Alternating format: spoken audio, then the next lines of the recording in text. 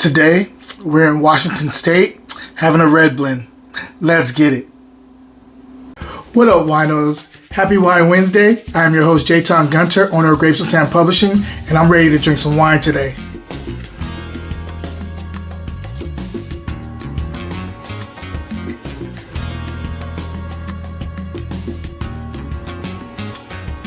Hey, what up, y'all? You know it's Wednesday. It's wine has to be consumed today. And so happy Wine Wednesday there to everybody. I hope everybody's having a wonderful, wonderful week thus far. I had a wonderful day myself. Long day, but a wonderful day with some family, and we had a good time. So anyway, before we get into the wine today for this Wednesday, it is Fiction Week right now on Grapes and Sand newsletter. And anyway, without further ado, let's get into the wine, and then we'll talk about a little bit more of the newsletter at the end of this broadcast. Let's do it. Today, we're in Red Mountain, Washington State, Walla Walla area. We're talking about the 2019 Chasing Rain Red Blend. Hope you guys can see that label right there. I'll move this out of the way so you can see my face too. So, this wine is a Merlot heavy with some Cabernet and some Malbec in it. That's the red blend, more of a Bordeaux blend, I should say, but now in Washington State. So let's see how this one is going. I almost didn't get it because I really am not a huge fan of the name. That's just me being me. But let's see about this. I'm curious to know what's going on the bottle. On the nose. First thing I'm getting is this really, really deep, I just opened this bottle, really, really deep black currant and wet soil going on. So definitely reminds me of Bordeaux. I got blueberries here.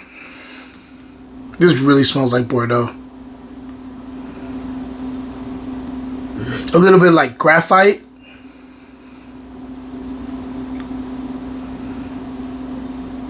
Black licorice. Blackberries.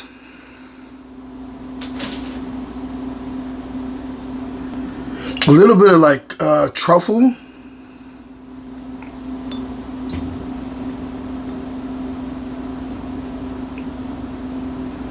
Some coffee grounds. And lastly, like really, really high cacao chocolate. So like maybe 85 and above. A little bit of a bitter chocolate going on there. The licorice, the anise is starting to really show its head too. Let's go ahead and taste it and see if everything's translating to the palate. Stay tuned. Wine Wednesday will be right back. Check out my online store, fruitandglassgear.etsy.com, where all the gear is wine inspired. I would think you'll love it. It's comfortable, and just check it out. Cheers, guys. Now back to the show. This is a full-bodied wine. This is a Bordeaux. And he kind of reminded me more of a really hard to get to Bordeaux out of the left bank. It's a serious one. It's like the tannins are big. Actually, let's talk about the structure.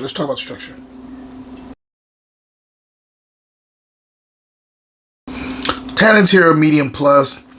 Acid is medium.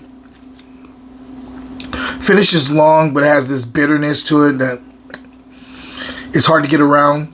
A touch of fruit up front. I'm going to talk about the fruit in a second, but this is more on the earthy, tertiary side of the spectrum for tasting than the food side, to be honest with you. But I think this is going to open up and be an amazing wine down the road. I can already tell with some of the spots on the mouthfeel. I can already talk about like how there are some points of velvet on here on my palate. But this has a lot of work to do. I think this is gonna take probably about another 7 to 10 years before this really starts to show itself. Just the name of it just makes me think that this is just gonna be like one of those pop and pour, easygoing, approachable red wines from Washington, but this is definitely not. There's potential here though. I hit it out of the park on the nose to the palate. It definitely translates up front. The blueberries, blackberry thing going on.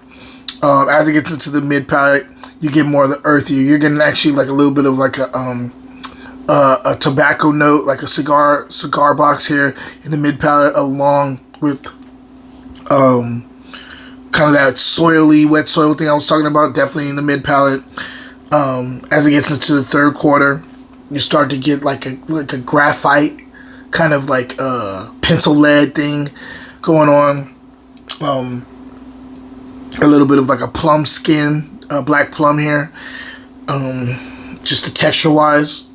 And then on the finish, that licorice anise and like the dark chocolate cacao is what is lingering on the back of my tongue. Coffee grounds too. I actually like this wine because I like these type of wines, but it's for most people because it doesn't have a lot. It's not focused on the fruit here. Fruit is almost a secondary thing here. It may turn some people off. So anyway, my score for this, if I'm scoring this wine, I'm going 89 plus because the plus is for I think this could actually be really good down the road and get into like the 92 area, 91, 92 area. But right now I'm going to go 89 plus for the potential. And so yeah, solid bottle of wine. I really like it actually. I think it's going to be off the hook. I can't wait. I may even decant this and see how this tastes tomorrow. See if it's a little bit looser and easier to get to. So anyway, again, this is Fiction Week on Grapes and Sam newsletter. Go tap in, go check it out. Subscribe for free. Unless you want to pay the $5 and buy me a cup of coffee once a month. It's only $5 a month to get full access to everything. So definitely tap in and check out what I got coming next on my newsletter. Guys, other than that, my question of the day is, when you're drinking wine, what are you more focused on? Are you looking for more fruit, or are you looking for more on the earth side when you are drinking wine? I know people who are in both separate camps, but I'm curious about what you think. Guys, until next time, cheers.